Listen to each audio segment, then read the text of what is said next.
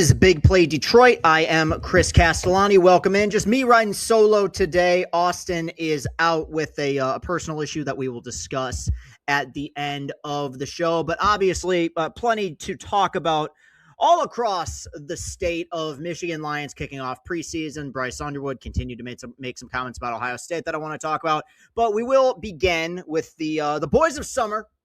Our Detroit Tigers, who had a brutal week, and a week that started with a lot of promise, taking a series against the Cleveland Guardians, which is something I feel like they haven't done since 1972.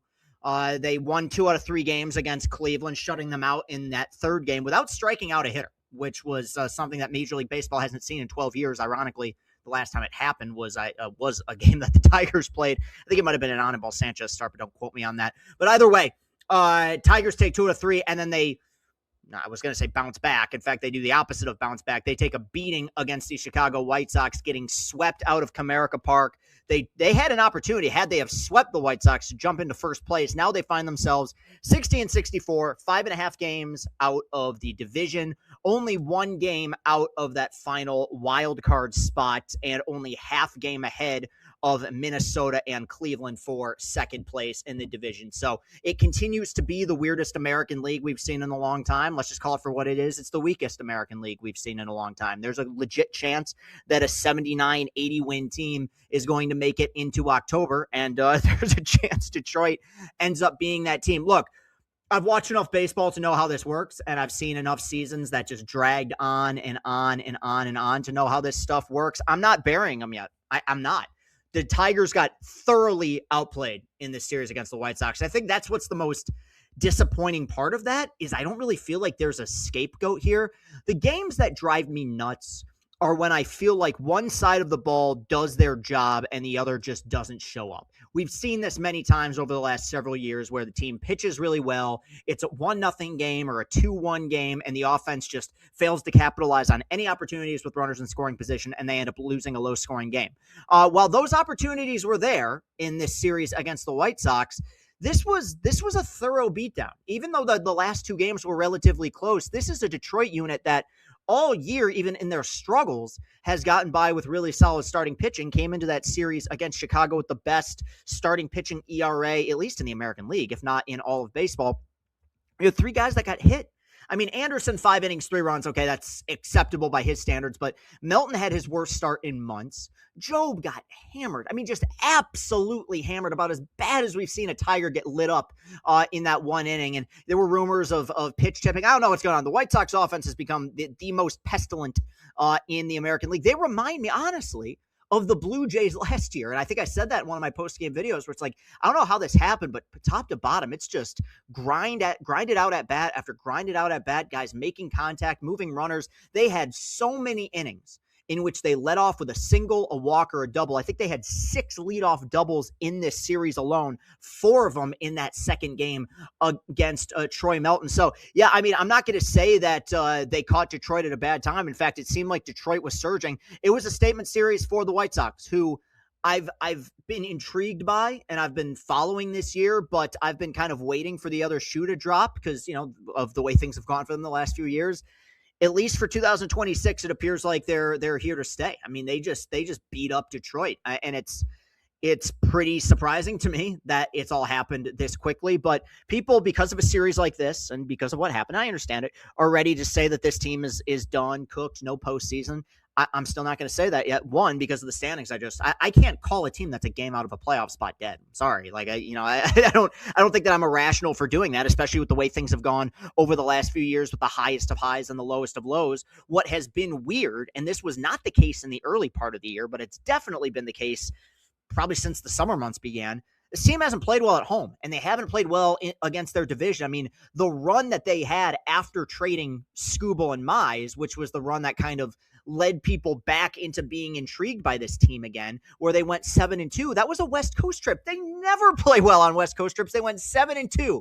And then you come back home, and what was the biggest homestand of the year? And you go 2-4, including getting swept by the top team that you were looking up at. That's just what this team is. They're so bipolar that I could see them over the next week like completely burying themselves and finding themselves 5-6 games out of that last wild card, falling deeper and deeper below 500. And then at that point, I'd come on here and say, all right, I think it's over. I could also see them winning 7 out of their next 8. I just, and it's one of those things, the injuries I want to point to, obviously Green going on the IL, Carey on the IL.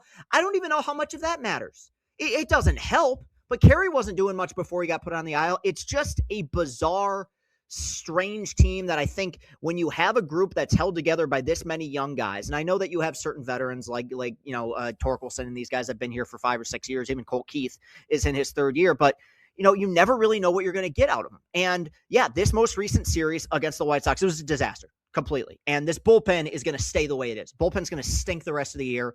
And even if they find a way into the postseason, they ain't going anywhere in the postseason because that bullpen's going to cost them a game or two, which will probably end up costing them a series.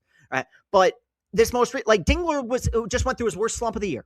And McGonigal didn't have a great series. You telling me that's going to last for the next month and a half of the season? I doubt it. They'll probably bounce back. They're going to PNC to play the Pirates. It's on the road against the Pirates team that's been scuffling for a while, right? You do face Paul Skeens on Wednesday, but this ain't the same version of Paul Skeens that we've seen over the last few years. I don't want to come on here and be optimistic because a team that just played the caliber of series that they just played doesn't really deserve any sort of optimism or benefit of the doubt. But I've been watching since June, and I've been watching since the beginning of the season. I don't know why it is over the last few seasons that this team has struggled so much to maintain any sort of consistency. In 2024, when they were this young, upstart group, and it was a lot of young guys, and, they sold at the deadline, and that kind of galvanized them. I got it. Here's the thing that is most frustrating to me, and maybe people will call this arrogance. I think it's just me. I just think it's true. I think this is the best roster in the American League Central. And that's why for all the people that want to get on Scott Harris or want to get on AJ Hinch, when I look at the failures of this season, to me, they fall on the players. Failures to drive guys in when it matters, failures to make contact in high leverage situations, failures to get big outs. Now, the bullpen and the philosophy in which they go about developing bullpen arms, I think that's a serious flaw, and that's something that needs to be talked about. But they've had a million chances, even when they fell 16 games under 500. You know who fell 16 games under 500? The same guys that are there right now. Minus Scoobo and Mize, right? At a certain point, I understand how easy it is to blame AJ. I'm not saying AJ's had some great year, but I still think I look at the games that they're losing, and it's inability to finish an inning when there's 2 outs. I mean, Melton, who probably had his worst stuff of the season, still probably would have given up maybe 1 run if he would have just been able to hunker down and make a few pitches with 2 outs, And on the other end, you have an offense that at a lot of points has failed to get those big hits with 2 outs, those money time things. I don't want to say they're to this level, but there was a team a few years ago in the San Diego Padres when they were favored to win the World Series. They didn't make the playoffs despite having a lockdown closer, a Cy Young winner, and multiple MVP candidates because they just happen to be the least clutch team of all time. That just might be the case with this group, and it doesn't bar them from criticism. It doesn't make them immune from the frustration that we've had, but it is hard to diagnose this group sometimes. And for that reason, it's also hard to bury them because I know what they're capable of. Strange team. All right, when we come back, I want to talk about a little Lions stuff. Lions played their first preseason game, but even before that, suffered a pretty major injury that we are going to talk about when we return in segment number 2.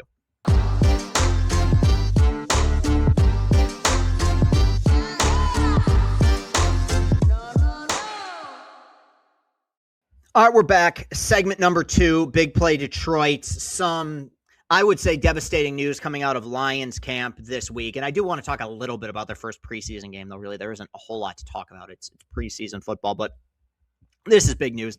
Cade Mays, formerly of the Carolina Panthers, who signed a 3-year, $25 million contract for the Detroit Lions to take over for Frank Ragnow at center. Obviously, Ragnow retired, then came out of retirement, then was forced back into retirement again, but no plans to bring him back here in 2026. They signed Cade Mays with the hopes of stabilizing an offensive line that desperately needed some stabilization. right? When you look at what had made the Lions very successful over those several years with Ben Johnson, it's the fact that, they ran the ball very effectively and they protected their quarterback. And that was not always the case last year. There's multiple reasons for it, injuries, underperformance, what have you. But it felt like Mays, while maybe not the biggest signing of all time, at least had the potential to plug a very necessary hole. Well, he might, but that's going to have to wait a while. Wrist injury at training camp. Dan Campbell described it as significant, going to be out roughly about 8 to 10 weeks. And look, this is an interesting one because it's kind of where the lines between Lions culture and fandom get crossed, because I think Dan Campbell and the Lions as a whole over the last several years, considering the devastating amount of injuries that they've had, they do a great job of trying to hunker down and abide by the next man up mentality. And when you're a player, when you're a coach, I have no problem with that. Okay. You're an athlete, right? These guys, they have to abide by those principles, or else you can't wallow in it, because I bring it up with baseball all the time. It's the same with every sport. The game doesn't wait for you. And if you spend your time complaining about who's injured and who's not playing, you're going to get your ass beat. And so I have no issue with the Lions looking at this and saying, all right, we'll move pieces around. You guys are going to figure out a way to step up. But externally, I feel like media and fans, I feel like it's kind of our job to diagnose the truth or be objective with this stuff. And the fact is, this is a massive loss for the Lions. It is. And there's a lot of bad luck involved, because I can't get mad at Brad Holmes for going out and addressing an area of need. That's exactly what they did. Last year, we saw how this team ran the ball, or at points wasn't able to run the ball without that leadership and experience of Frank Ragnow. You felt like you had a guy that could come in right away and fill those problems.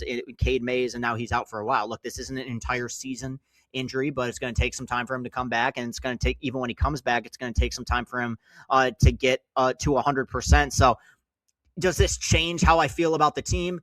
No, not necessarily. Like, this isn't one of those things where I had them at 12 wins and now all of a sudden I have them missing the playoffs. What concerns me, and I think we saw it to a certain extent in that first preseason game, is that I think the front line of this team, and I'm not talking about the actual line, I mean like the money beats, the best players, are about as good as anyone's. But when I think of the teams that have been really successful over the last few years and have won Super Bowls, like last year's Seahawks team or the Eagles the year before, the thing they had was depth.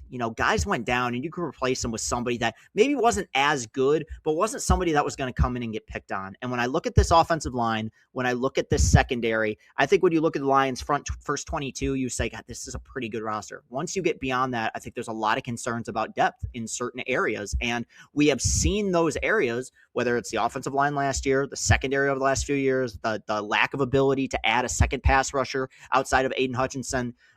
Those issues have gotten exposed by other teams in big situations. And now the Lions have an opportunity to try to patch this up for the next 2 months. But I think it's false. It's a false narrative for people to come out and act like this isn't a big deal. It is a huge deal.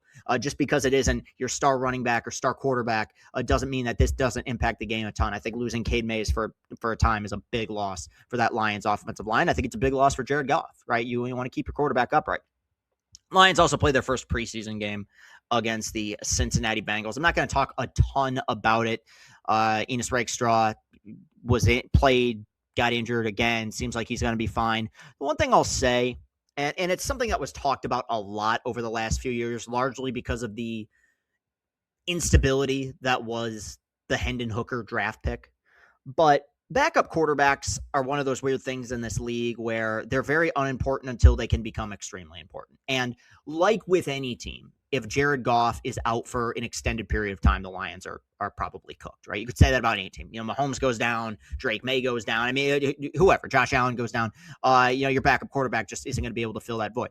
But, and we've seen this happen in the past, if your quarterback's out just for the interim, I think of Brady in 2016 when he was out 4 games for Deflategate. Or I think of Mahomes, I think when he missed 4 games in the Chiefs' first Super Bowl year and Matt Moore came in and filled in for him. If you can have stable backup quarterback play just for a short part of your season and not rip off 4 or 5 consecutive losses, that can stabilize your season until your star quarterback comes back. And looking at what I saw from Josh Dobbs and Luke Altmaier, these guys aren't stars, right? But Josh Dobbs is a backup quarterback that's played in the league for a long time, has sporadically had success. I don't, know he's never had a great season, but he's had his moments. If there is a situation where the Lions are required to go to their backup quarterback for a short period of time, I have more confidence that they can stabilize that situation than I had over the last several years, because we've been focusing on Hendon Hooker, and that just turned out to not work. It was a mess when the Lions took him. Electric college player, didn't work out. It feels like they have done a good job of at least stabilizing the backup quarterback position, at least for a time. Lions will play their next preseason game, I think, next week. And we will talk about that the closer we get to the regular season. But yeah, a lot of uncertainty, obviously. I still think this is going to be a good team, but not necessarily some great news to start off your preseason with multiple injuries already. All right, we will return in segment number 3. I got to talk about our boy, our dear friend, who can't stay out of the headlines. Bryce Underwood made some comments about Ohio State, and I want to talk about that next.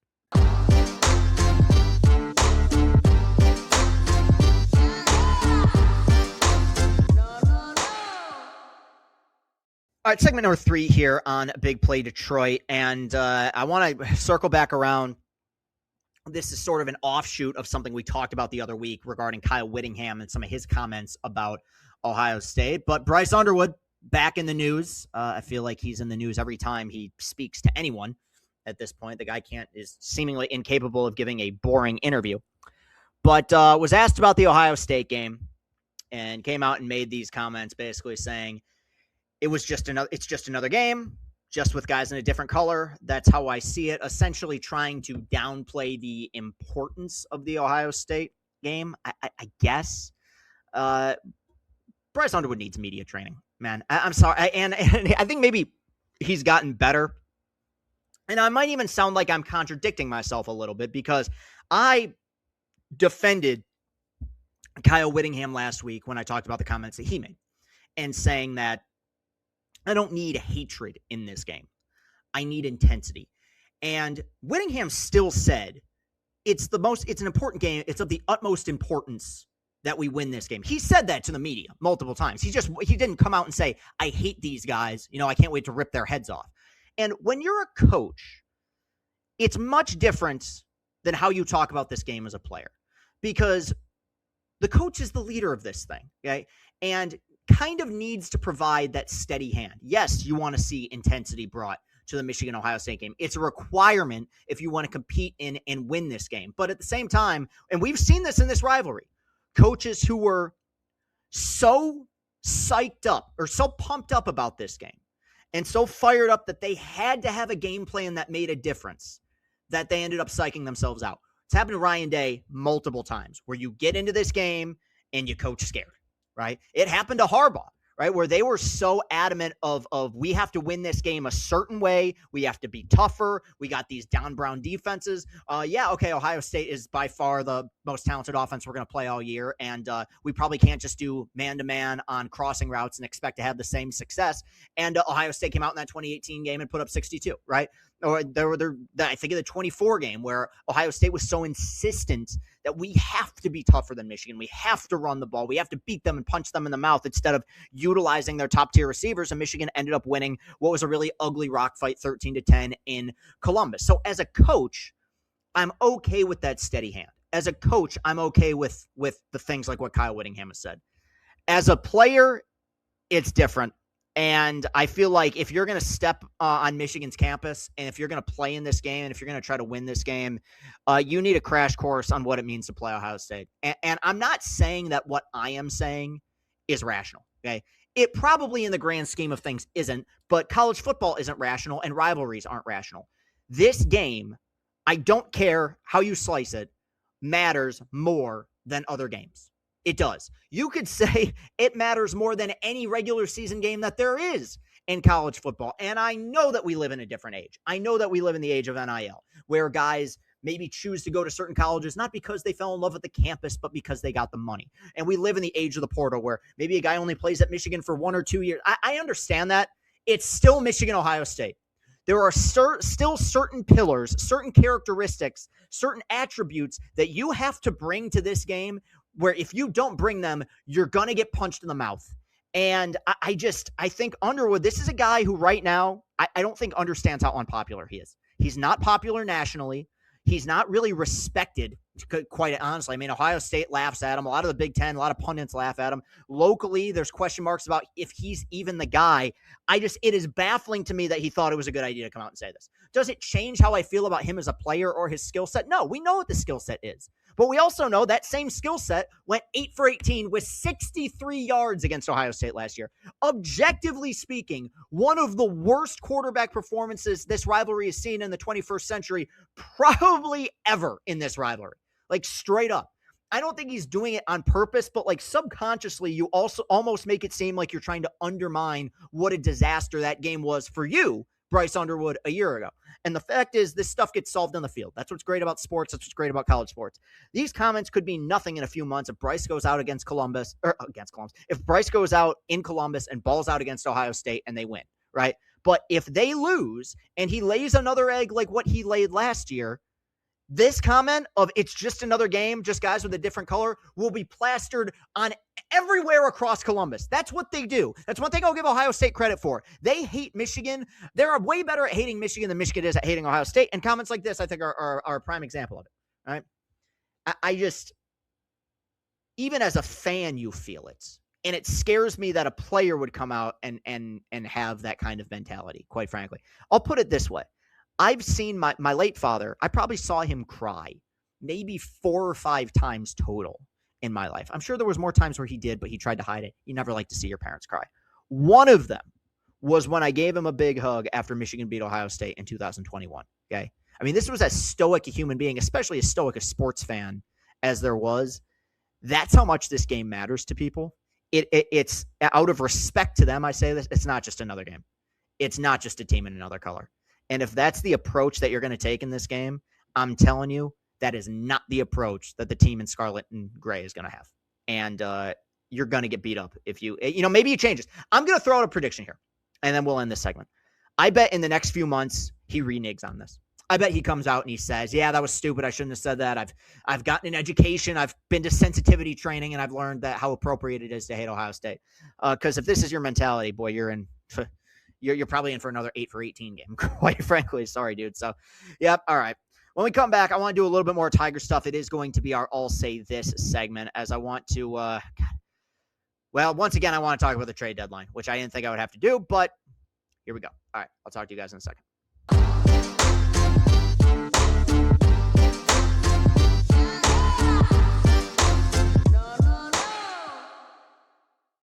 All right, we're back. Big Play Detroit. It is time for our I'll Say This segment.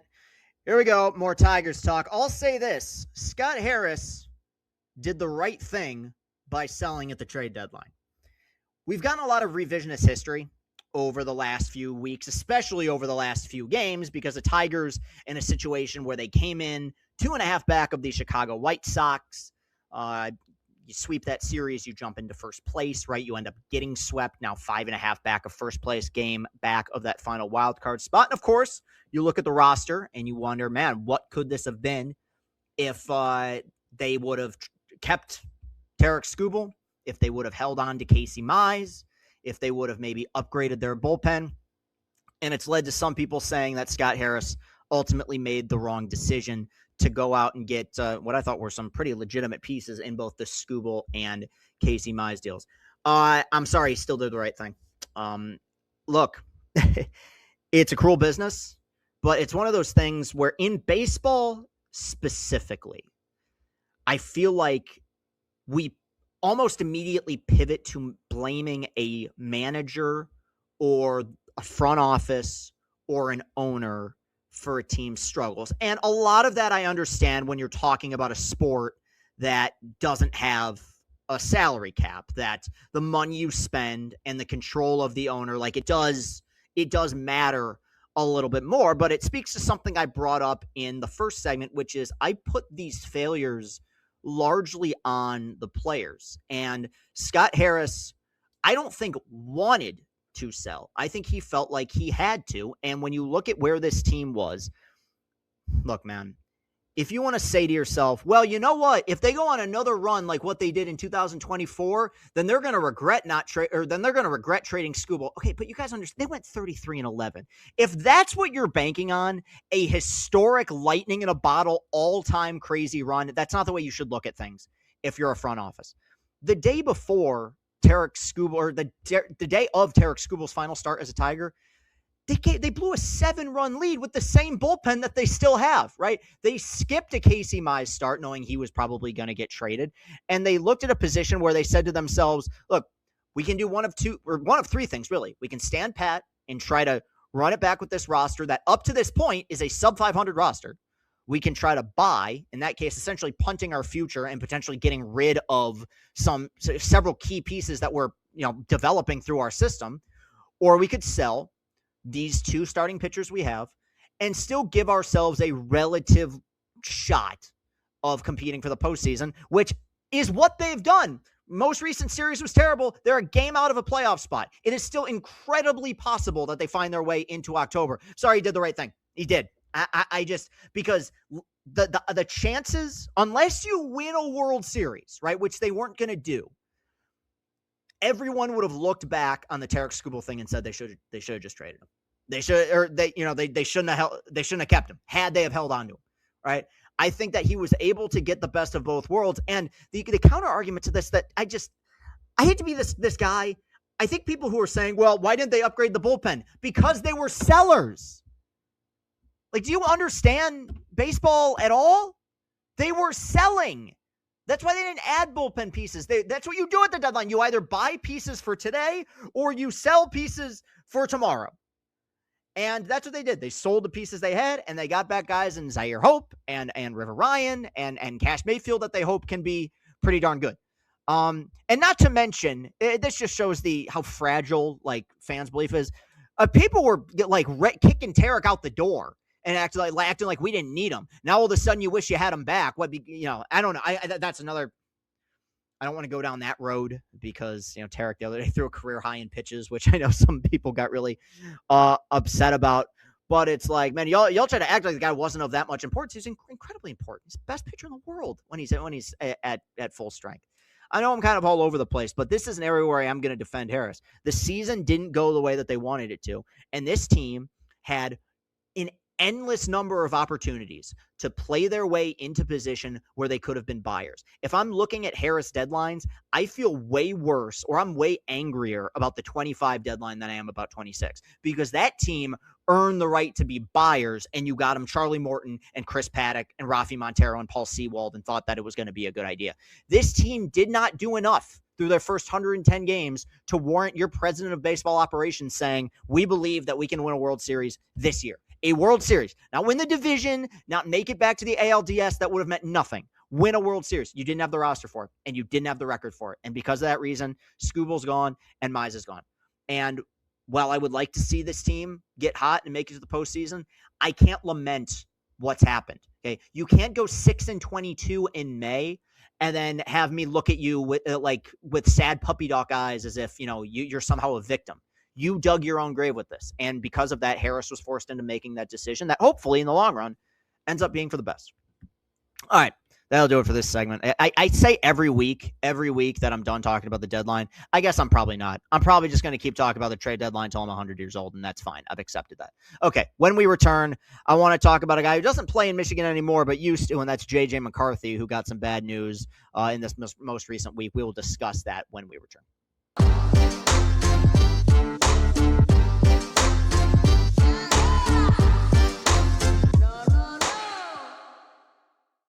All right, welcome back, everybody. Segment number 5. I did a whole video about this guy last year before I even got the big play job, but it is time for our fact or fiction segment, and this one's kind of complicated, which I shouldn't make it that way because it's either fact or fiction, but here we go. Fact or fiction? J.J. McCarthy is officially a bust in the NFL. So, for people who weren't paying attention, J.J. McCarthy, historically bad rookie season, or whatever you want to call it, rookie. I know technically he first year, injured in the preseason in his first, missed his first full season, what have you. But his first year as a starter was terrible. All right. because they wanted to give him some competition, they signed Kyler Murray, which was nonsense. Kyler Murray was always going to take the job, and I understand that.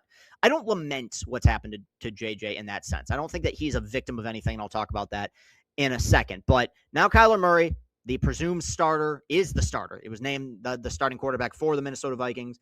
There was a report coming out from PFF that JJ was in danger of dropping to third on the depth chart. They do have Carson Wentz, longtime veteran, as the third string option as of now in Minnesota. And look, I would say if this was 10, 15 years ago, I'd come on here right now and say, yes, fact, it is definitely true that he is a bust. We have seen over the last decade multiple reclamation projects, and I think that we've learned over the last decade that the situation that a quarterback is drafted in is every bit as important, if not more important, than the quarterback themselves. And we've seen instances like Baker Mayfield has a shoulder injury, goes to Carolina to be a backup, goes to LA to be a backup, ends up finding a gig in Tampa Bay where he's become their franchise quarterback, right? Sam Darnold, the ultimate example of recent history. I mean, Sam Darnold was a bust, a capital B bust in New York with the Jets, right? Again, goes to Carolina, goes to San Francisco, has that great year in Minnesota, ironically gets let go because they wanted JJ to take over. He ends up going to Seattle, makes a Pro Bowl, wins a Super Bowl, has that magical year, right? So is it out of the realm of possibility that JJ McCarthy gets another opportunity to be a starting quarterback somewhere else? No, it's not out of the realm of possibility. There's a lot of quarterbacks in this league. And I mean, I just brought up Carson Wentz, right? There's guys who stick around as backups forever and then find their way into being a starting quarterback for whatever reason, right? The starting quarterback is not a terrible job to have because you can kind of just lie in wait for a while until your number is called. And then when your number is called, your job becomes very important, right? Here's where I'm very skeptical about that happening with JJ. I saw a lot of tweets from Michigan fans and media members saying that the Vikings failed JJ McCarthy. Maybe there is an argument for that. I just don't see it. Because the reason I felt good about JJ was the situation he was drafted into with Kevin O'Connell as an elite play caller with really good weapons. I mean, you have Justin Jefferson. I mean, good Lord. He's turned Justin Jefferson into a pedestrian wide receiver the last year plus, right? And Hawkinson and Addison was there. And, it wasn't an elite offensive line, maybe not, but it was fine. It was okay. It was pretty good. And JJ is kind of mobile. He can move around a little bit. When you look back at Sam Darnold and what went wrong for him, I was never a Sam Darnold guy. I wasn't even a Sam Darnold guy when he was at USC. I was always skeptical about him. One thing that's true, the Jets sucked.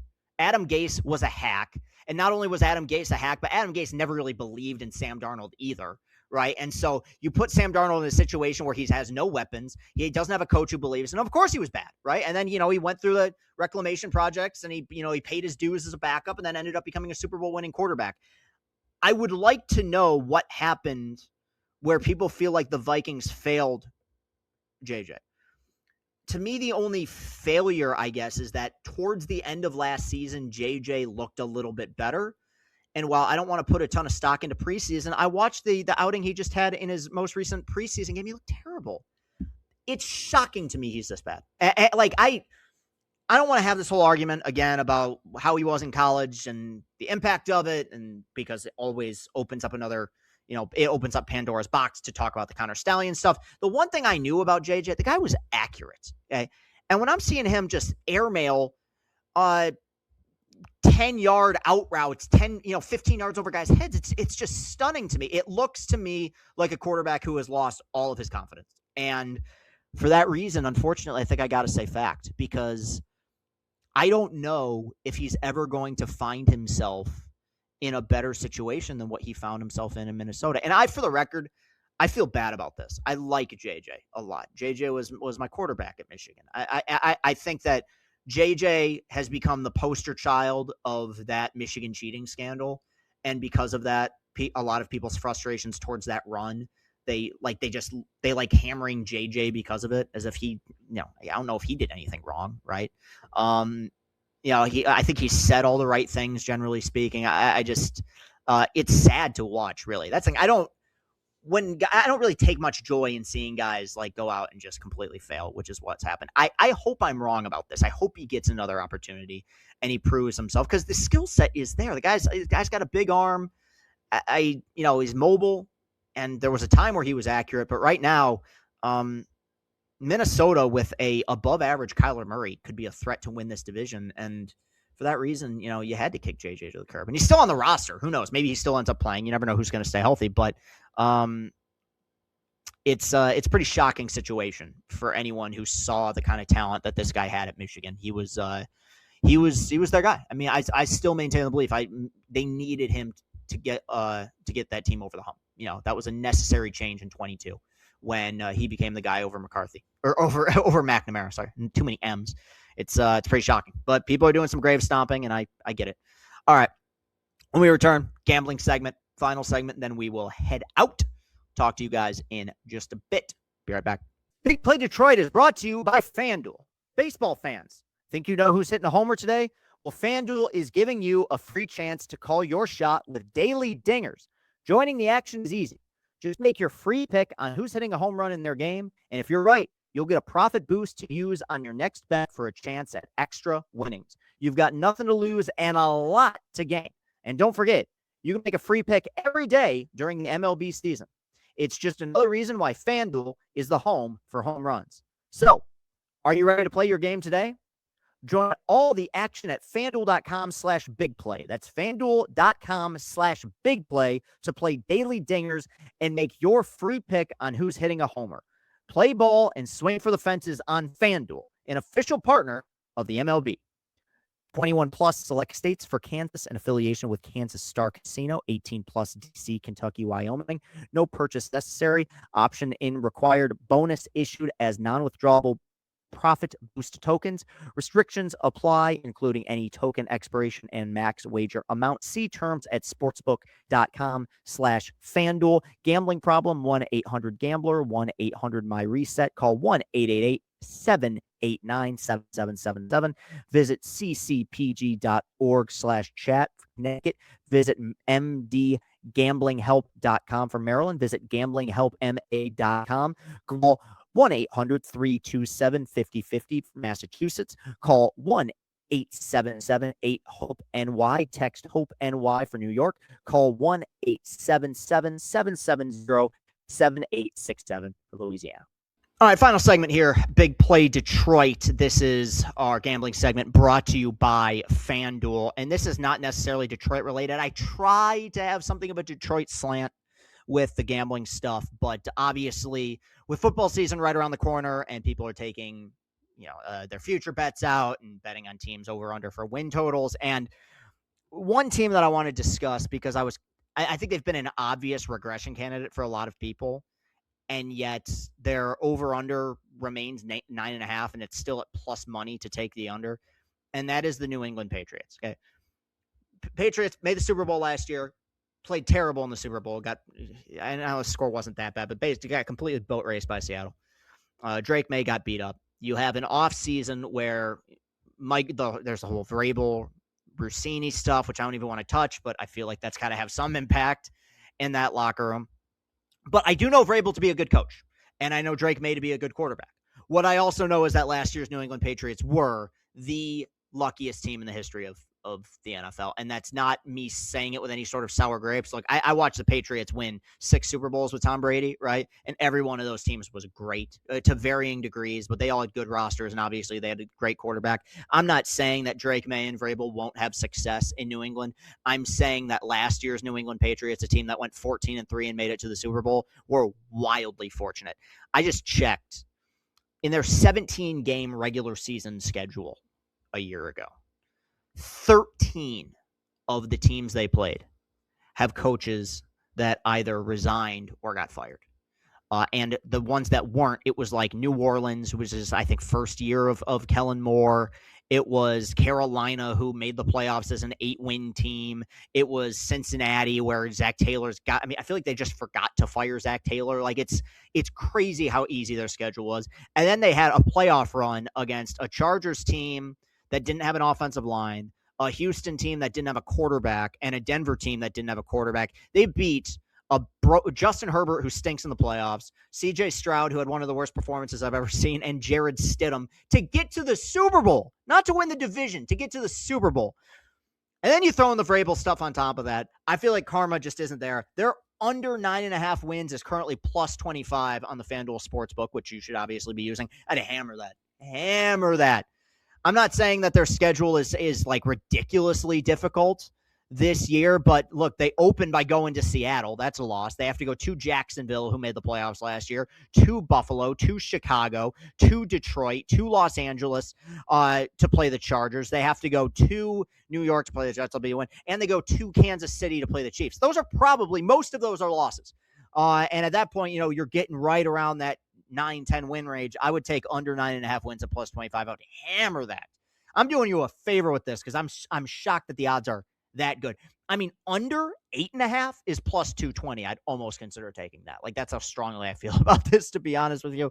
You're welcome to dig this up if I end up being wrong. But for the time being, plus 125 under 9.5 wins for the New England Patriots on the FanDuel Sportsbook. All right, that will do it for today's show. You can follow me on Twitter at Castellani2014, TikTok at Chris Castellani, Instagram Chris Castle95. Of course, you can find all our post-game video content at CastellaniContent.com. Should be all there the last few years of Tiger videos as you watch someone slowly descend into madness watching this baseball team. One last thing, Austin should be back here next week. He is not here currently.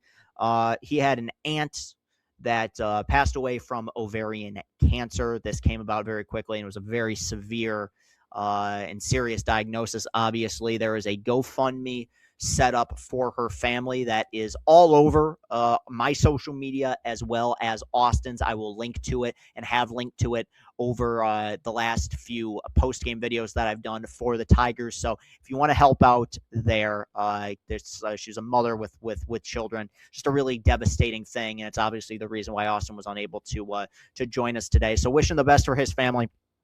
I'm wishing the best for everyone involved in that situation. If you want to help out, your link is in my is all over my social media. So until then, I will see you next week. Appreciate all the continued support. Good show, and yeah, we keep rolling. Things are evolving, things are changing, and hopefully things are continuing to get better. Love you guys very much. I will talk to you again real soon. Peace and happiness.